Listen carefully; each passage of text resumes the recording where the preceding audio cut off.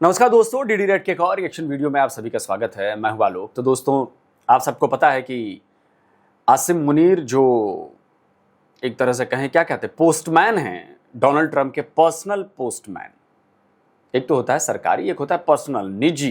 जैसे नहीं निजी गार्ड रख लेते हैं कि ओए तू आज से मेरा बॉडीगार्ड, वैसे ही ट्रंप ने निजी पोस्टमैन रखा हुआ है। तो जब भी उसको कोई मैसेज भिजवाना होता है इधर से उधर, उधर से इधर, तो वो कहता है पोस्टमैन को, चलो भैया चलो, जाओ जाओ जाओ जाओ जाओ जाओ काम पर लगो, चलो निकलो फौरन। तो स्क्रीनशॉट लगा देता हूं। तो मिस्टर आसिम मुनीर वही पोस्टमैन हैं। वो निकल गए फौरन तेहरान, मतलब ईरान, और वो गए थे मैसेज लेकर ट्रंप चीजा का कि देखिए नहीं कुछ तो करिए। ट्रंप चीजा गुस्सा हैं, नाराज हो रहे हैं। ट्रंप चीजा चाह रहे हैं कि भाई आबनाए आबदाए आबनाए अबुदाए जो भी हरमूज है, मतलब स्ट्रेट ऑफ हॉर्मूज, हॉर्मूज जल डमरू मध्य, उसको खोल दिया जाए। उससे बड़े नुकसान हो रहा है, अमेरिका को भी हो रहा है, और दिस दैट। ईरान बोला कि अच्छा तो पोस्टमैन है ना, जाके बोल ट्रंप को कि हमारी शर्तें ही है, पहले शर्त मान हमारी तू, उसके बाद बात होगी, ऐसे बात नहीं होगी। अब आसिम मुनीर का चेहरा उतर गया और यह खबर लीक हो गई। अब ईरान वाले भी तो चालू है ना, यह खबर लीक कर दी उन्होंने। अब पाकिस्तानियों की फिर बदपिटी है, इंसल्ट हो रही है, आसिम मुनीर की बदपिटी है। लेकिन देखो, आसिम मुनीर तो बेगैरत है, बेशरम है, उसको क्या फर्क पड़ता है। बेइज्जत तो वो होता है जिसकी कोई इज्जत हो भाई। जिसके पास इज्जत ही नहीं होगी उसको भला क्या बेइज्जती महसूस होगी, वो क्या बेइज्जत होगा, है कि नहीं। तो चलो देखो किस तरह से पाकिस्तानी ही आसिम मुनीर की पोल खोल रहे हैं और उसको बेइज्जत कर रहे हैं। अब देखो ये तो सुख है ना, चलो सुनते हैं। आपने पहली लाइन पे गौर करना है। During the meeting between mister Asim Munir and doctor Qalibaf, कोई फील्ड मार्शल नहीं कहा, कोई आर्मी चीफ नहीं कहा, कोई सीडीएफ नहीं कहा। देखिए ना, बड़े ओहदे हैं, फील्ड मार्शल है, डिफेंस फोर्सेस का चीफ है, और भी बहुत कुछ है। ये दौरा अहम इसलिए कि उनकी आम लोगों से मुलाकात हुई, सारी चीजें हुई। आईएसपीआर जो है उसने भी एलानिया जारी कर दिया फील्ड मार्शल के इस दौरे के हवाले से, लेकिन ट्रंप ने बड़ी पाबंदियों का कहा था कि हमने ये ऐलान करना है। And field marshal made this effort कि भाई ये सारा मामला हो जाए, क्योंकि इनसे अब चाइना से बहुत से मुल्कों को फर्क पड़ने जा रहा है। ईरान पर जो पाबंदियां अब लग चुकी हैं, यानी बुनियादी तौर पर कहा गया है कि पैगाम रसां अमेरिका का पैगाम लेकर ईरान को देने आए। ईरान ने आगे से कहा जी कि हमारी तो कुछ शराइत हैं अपनाए हरमुज खोलने की, जाके ट्रंप को बता दो कि वो शराइत पूरी करेगा तो अपनाए हरमुज खुलेगी, वरना नहीं। यानी ईरान ने बज़ाहिर नजर आता है कि अमेरिकी पाबंदियों की धमकियों से डरने से फिलहाल इनकार ही किया है। और यानी कोई बहुत बड़ा ब्रेक थ्रू भी नहीं हुआ। इस चीज को भी ध्यान में रखिए। अमेरिकी वजीर खजाना स्कॉट बेसेंट ने प्रेस कॉन्फ्रेंस करते हुए खबरदार किया कि ईरान से ताउन करने वाले ममालिक को अमेरिकी गिरफ्त का सामना होगा। ईरान को तरसीलात ज़र की कुछ अदायगियों के लिए दिए गए लाइसेंस मनसूख कर दिए गए हैं। ये ईरान पर तारीख की सख्त तरीन सैंक्शंस हैं जो यूनाइटेड स्टेट्स ने इम्पोज कर दी हैं। तो क्यों हमें ये फीलिंग मिलती है कि इंडिया के साथ भी गर्मा गर्म बयानबाजी, अफगानिस्तान के बारे में भी, ईरान के साथ दोस्ती की बातें, साथ ही ईरान के खिलाफ मक्का पैक्ट भी बना लिया। तो ये जो है कि यूं हमें महसूस होता है, सवाल मेरा बुनियादी तौर पर यूं है कि मैं कनाडा में हजारों मील दूर बैठा हूं, तो हमें महसूस होता है कि जैसे ये जो रियासत है अपने साथ भी, अपने लोगों के साथ भी हालत जंग में है और अपने हमसायों के साथ भी हालत जंग में है। अब एक तरफ पाकिस्तान ये कोशिश कर रहा है कि ये मामला हल हो जाए, ईरान पर से भी जो नाकाबंदी का असर था और अब मजीद पाबंदियां हैं, ये असर जो है ये ज्यादा से ज्यादा खत्म किया जा सके, मामला जो है उन्हें अफाम तफहीम से हल किया जा सके। Chief of defence forces field marshal Asim Munir का दौरा ईरान मुकम्मल हो गया, जिसमें उन्होंने ईरानी सदर समेत अहम रहनुमाओं से मुलाकातें की। ऑलमोस्ट टॉप की सारी ईरान की लीडरशिप से वो मिले, वजीर दाखिला से लेकर वजीर खारजा से लेकर पार्लियामेंट की स्पीकर से लेकर सदर।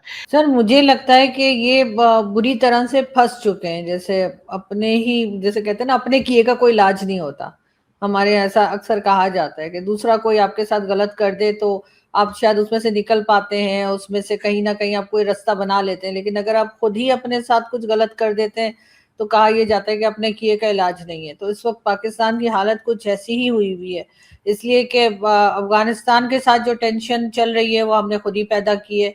हो सकता था कि हम उनके साथ डायलॉग कर लेते, उनके साथ बातचीत कर लेते, लेकिन अब बात को बढ़ाते चले गए। जैसे कहते हैं ना कि दुश्मनी आप जितनी मर्जी चाहे आप पढ़ सकती है, बहुत आसान काम है। ईरानी पार्लियामेंट के स्पीकर देखिए भाई, सीधी सी बात है, आसिम मुनीर ट्रंप का पोस्टमैन बनकर गया, उसने मैसेज डिलीवर किया और वो मैसेज इरानियंस को पसंद नहीं आया।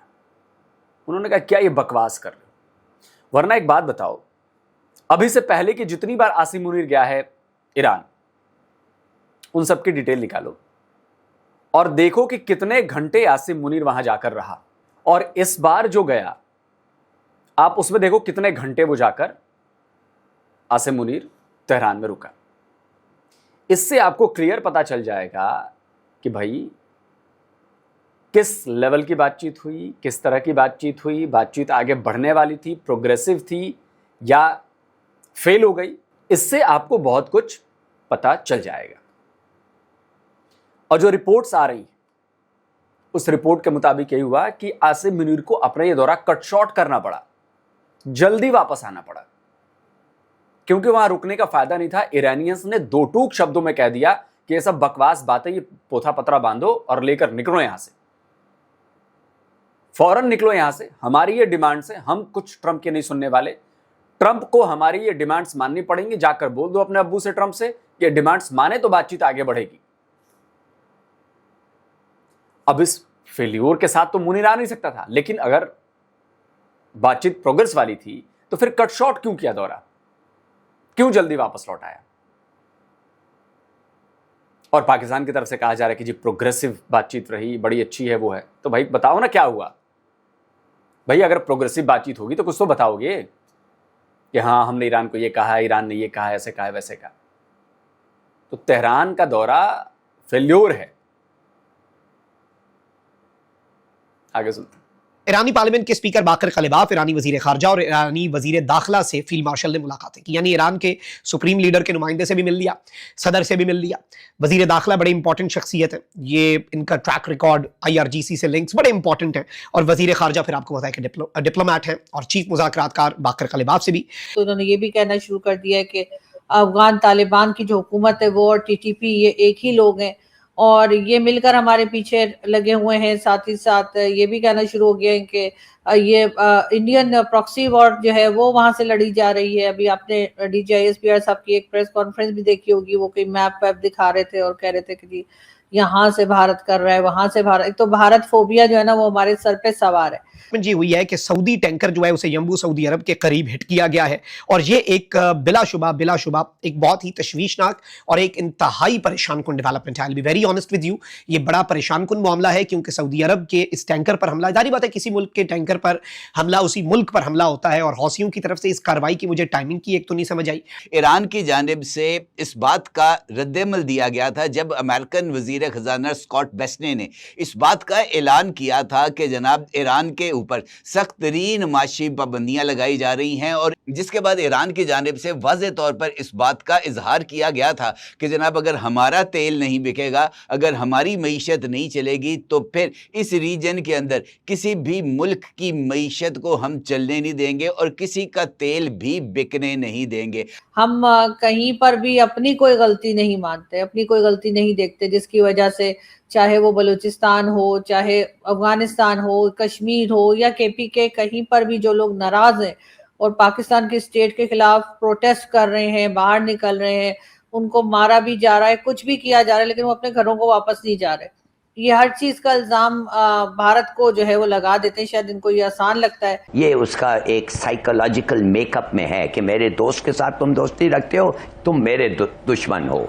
मेरे दुश्मन के साथ तुम दोस्ती रखते हो, that means you are my enemy. अब कहने की बात यह है, देखिए the consequences will be very severe. और इसका मतलब ये है कि ईरान ने इस बात का अमली सबूत दे दिया है कि वो महज धमकी नहीं दे रहा, बल्कि वो इस बात की सलाहियत और काबिलियत रखता है कि वो जंग के दायरे को किसी भी एक्सटेंड तक फैला सकता है। और ये सूरत हाल ख़ास तौर पर सऊदी अरेबिया के लिए और भी ज़्यादा ख़तरनाक है। और मेरे ख्याल में पाकिस्तान और टर्की की पोजीशन उसकी वजह से मुश्किल में है, क्योंकि हम सऊदी अरब के साथ पैक्ट में। और अब नए बाबुल मुंदब को ब्लॉक करना, ये इनफैक्ट इस वक्त ईरान नवाज ग्रुप हूसियों के हाथ में है, क्योंकि वो इस वक्त खलीज अदन में उस मुकाम पर बैठे हैं जहां पर वो जब चाहें अपने मिसाइल्स और ड्रोन्स के जरिए अब नए बाबुल मुंदब से गुजरने वाली जो सी ट्रैफिक है उसके ऊपर असर अंदाज हो सकता। देखिए, ये तो वॉर बढ़ेगी और बाबुल मंदेब भी अब निशाने पर है, हम सबको पता है। तो strait of Hormuz problem, Bab el Mandeb problem, और ये आगे और ज़्यादा प्रॉब्लम बढ़ने वाली है, सीधी सी बात है। देखिए, अगर इस ट्रिप से आसिम मुनीर को कुछ हासिल हुआ होता तो बिल्कुल वो बयान आता। पाकिस्तानी मीडिया तो बैठी इस चक्कर में थी कि बस कोई बयान आ जाए, हम फिर छा जाएं और फिर दुनिया भर में बैठे पाकिस्तानियों से, ISPR के बॉट से हम वो पासपोर्ट और ये और दिस और दैट जो वो करवाएं। समझ रहे हैं? लेकिन ऐसा कुछ हुआ नहीं और ये कट शॉर्ट करना पड़ा। अच्छा, चलिए मैं आपको कुछ पुराने इनके बताता हूं कि अब तक 4 बार, मतलब अगर मैं अप्रैल से देखूं और अगस्त तक देखूं तो अप्रैल, मई, जून, जुलाई, अगस्त, 5 महीने में 4 बार आसिम मुनीर को डोनाल्ड ट्रंप भेज चुका है ईरान, अपना मैसेंजर बनाकर, अपना पोस्टमैन बनाकर। तो पहली बार ये गया था अप्रैल में, 15 अप्रैल को गया था और 16 अप्रैल को आया था। फिर वहीं से आया भी नहीं था, 16 अप्रैल को वहीं से चला गया सीधे वॉशिंगटन। भाई रिपोर्ट देनी थी ना, पहली मीटिंग थी, तो ये भी नहीं कि वापस पाकिस्तान जाओ। ट्रंप ने बोला कि बेटा ऐसा है कि वहां पहुंचोगे, मेरा ये प्रपोजल वहां पर दोगे और वहां से जो कुछ भी मिलेगा तुम्हें वापस पाकिस्तान नहीं जाना है, तुम खुद उस प्रपोजल को लेकर खुद आओगे मेरे पास। कोई व्हाट्सएप नहीं, कोई SMS नहीं, कोई ईमेल नहीं, तुम खुद आओगे। तो डायरेक्टली वहीं से आसिम मुनीर चला गया अमेरिका, वाशिंगटन चला गया था। फिर गया मई में गया, 22 मई को गया था, 23 मई को वापस आया था। ठीक है, ये रैपिड 24 आवर का मिशन था। इसके बाद अगस्त में, ये दूसरी बार गया है अगस्त में अर्ली अगस्त में जा चुका है ये, और फिर लेट अगस्त में गया है। मतलब सोचिए, अगस्त में 2 बार जा चुका है, लेकिन कोई भी कंक्लूसिव रिपोर्ट्स नहीं आ रही हैं जिससे ये कहा जाए कि भाई इसमें कोई प्रोग्रेस हुई है, जो पीस डील होने वाली है, जो भी है, जो भी बातचीत चल रही है उसमें कोई बात आगे बढ़ी है, कोई पॉइंटर्स आए हैं सामने, कुछ भी नहीं आया है। अब ये बहाने बना रहे हैं और फील्ड मार्शल अपनी नाकामी छुपाने के लिए पाकिस्तानी मीडिया का, वहां के यूट्यूबर्स का इस्तेमाल कर रहा है। यही हो रहा और कुछ नहीं हो रहा। कब तक अपने फील्ड मार्शल को छिपाते रहोगे पाकिस्तानियों? कब तक उसके एक्शन पर सवाल नहीं पूछोगे? कब तक अकाउंटेबिलिटी तय नहीं करोगे? क्योंकि देखो, आसिम मुनीर का तो मजाक उड़ेगा ही उड़ेगा, लेकिन पब्लिकली तुम लोगों का ज्यादा मजाक उड़ेगा। पाकिस्तानियों को ज्यादा जलील होना पड़ेगा। आसिम मुनीर तो ऐसे नहीं है ना कि सड़क पर चलता हुआ दिख जाएगा आसिम मुनीर। वो तो जब चलेगा तो देखो उसके साथ क्या क्या होगा भविष्य में, वो तो बहुत बात की बात है। लेकिन जलालत तो आम पाकिस्तानियों को झेलनी है, और चाहे तुम लोग कितना भी डिफेंड करो, पूरी दुनिया जान रही है कि इस समय वो ट्रंप का पपी बना हुआ है। दोस्तों, आप क्या कहते हैं? कमेंट करिए, अपनी राय दीजिए। जल्दी मिलता हूं एक और नए वीडियो के साथ। नमस्कार, जय हिंद।